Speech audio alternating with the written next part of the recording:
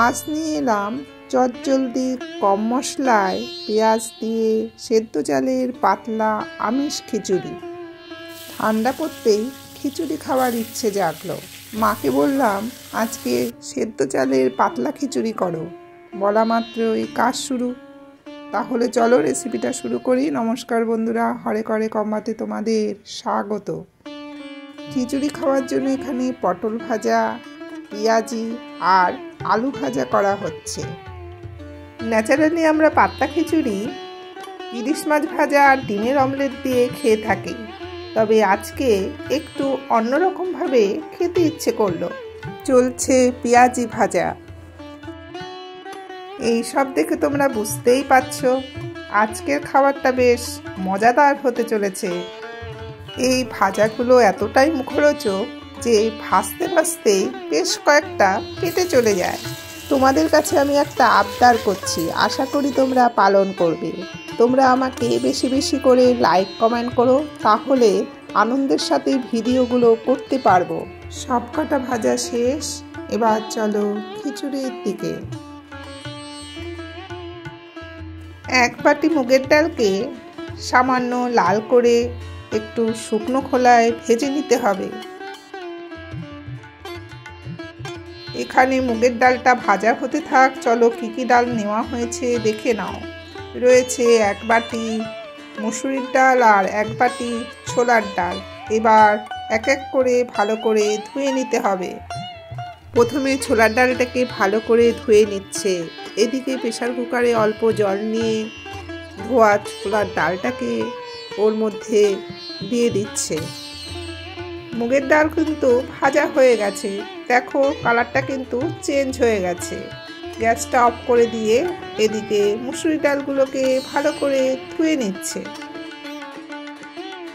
মুসুরি ডালও প্রেসার কুকারে দিয়ে দিল। এবার রইল বাকি মুগের ডাল।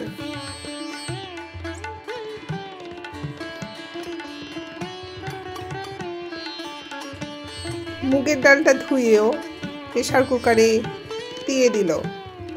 এখানে 3 রকম ডাল এক এক বাটি করে নেওয়া হয়েছে। মোট ডালের পরিমাণ 500 গ্রাম। প্রেসার কুকারের মধ্যে 2 চামচ সর্ষের তেল দিয়ে দিল, যাতে ডালটা উপচে না পড়ে। এবার ঢাকনাটা দিয়ে ওকে সেদ্ধ করতে গ্যাসে বসানো হবে। আমরা যে চালের ভাত খাই সেটা দিয়ে কিন্তু আজকে খিচুড়িটা হচ্ছে।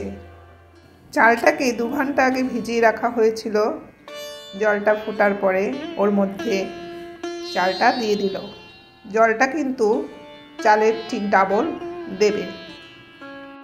পরে লাগলে বুঝে জল অ্যাড করবে, কিন্তু সেটা গরম জল অ্যাড করবে। মা এখানে 8খানা কাঁচা লঙ্কা দিয়ে দিল। এখানে চালের পরিমাপ হচ্ছে 450 গ্রাম। ডালটাকে প্রেসার কুকারে একটা সিটি দিয়ে নামানো হয়েছে। এবার সেই ডালগুলো হাঁড়িতে দিয়ে দিল। এবার ভালো করে মিশিয়ে নিচ্ছে। গ্যাসের ফ্লেমটাকে সিমে রেখে হাঁড়িটা ঢাকা দিয়েও সেদ্ধ হতে থাক। ওদিকে চলো ফোড়নটা রেডি করি।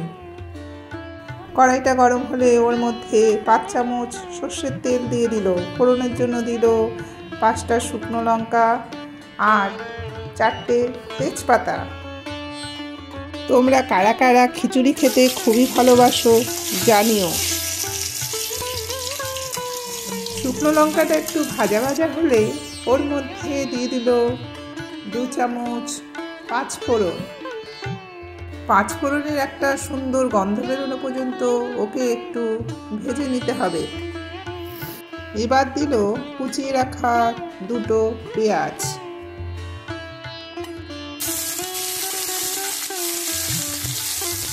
পেঁয়াজটা দিয়ে একটু নেড়ে চেড়ে ওর মধ্যে দিল 1 চামচ নুন আর 2 চামচ হলুদ গুঁড়ো। আমি খিচুড়ি খেতে খুবই ভালোবাসি, যেমন তেমন খিচুড়ি হলেই হলো। খিচুড়ির মধ্যে একটা আলু দিয়ে দিলে আর অন্য কিছু না দিলেও আমার চলবে। পেঁয়াজটা ভাজা ভাজা হলে ওর মধ্যে দিয়ে দিল 2 চামচ ঘি। ক্যামেরাটা ধরে মায়ের সাথে সাথে আছি না, আজকে যে আমার কতটা আনন্দ হচ্ছে তোমাদের বলে বোঝাতে পারবো না। ঘিটা দেওয়ার পর ভালো করে কষিয়ে নিয়ে ওর মধ্যে দিয়ে দিল 3 চামচ চিনি। নুন চিনিটা তোমরা তোমাদের স্বাদ অনুযায়ী দেবে। সমস্ত উপকরণ দেওয়া হয়ে গেছে, এবার ভালো করে মশলাটা কষাতে হবে। এদিকে কষানো হোক, চলো ডাল চালের খবর নিয়ে আসি। খিচুড়িটা কিন্তু অনেকটাই সেদ্ধ হয়ে গেছে, এখানে আরেকটু সেদ্ধ হোক। চলো সম্বারটা রেডি হচ্ছে, সেখানে যাই। মা ঢাকনাটা সরিয়ে আবার একটু নেড়ে দিল। এদিকে সম্বারের মশলা রেডি হচ্ছে, অন্যদিকে ডাল চাল সেদ্ধ হচ্ছে। রান্নাটা কিন্তু কোনো সময় লোতে আর নইলে লো টু মিডিয়ামে করা হচ্ছে। অ্যাড হলো 1 চামচ আদা বাটা।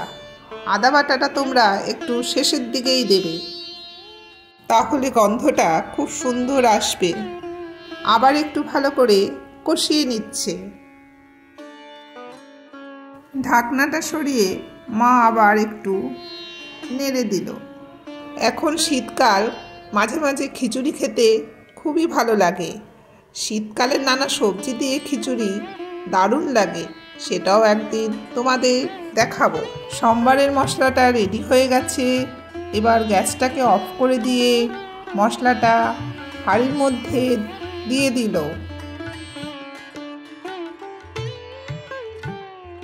মশলাটা দেওয়ার পর কড়াইয়ের মধ্যে সামান্য জল দিয়ে ধুয়ে সেই জলটা হাঁড়ির মধ্যে দিয়ে দিল। এবার ভালো করে নেড়ে ওর মধ্যে দিল 1 চামচ ভাজা ধনে জিরে গুঁড়ো।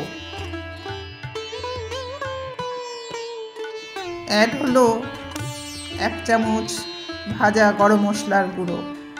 ভাজা গরম মশলার মধ্যে রয়েছে এলাচ, দারচিনি, লবঙ্গ আর জায়ফল। খিচুড়ি কিন্তু রেডি, দেখতেই পাচ্ছ কতটা ঘন হয়ে গেছে। ঢাকা দিয়ে ওকে স্ট্যান্ডিং টাইম দেওয়ার জন্য গ্যাসটা অফ করে দিল। খিচুড়িটা হতে মোট সোয়া 1 ঘন্টা সময় নিয়েছে।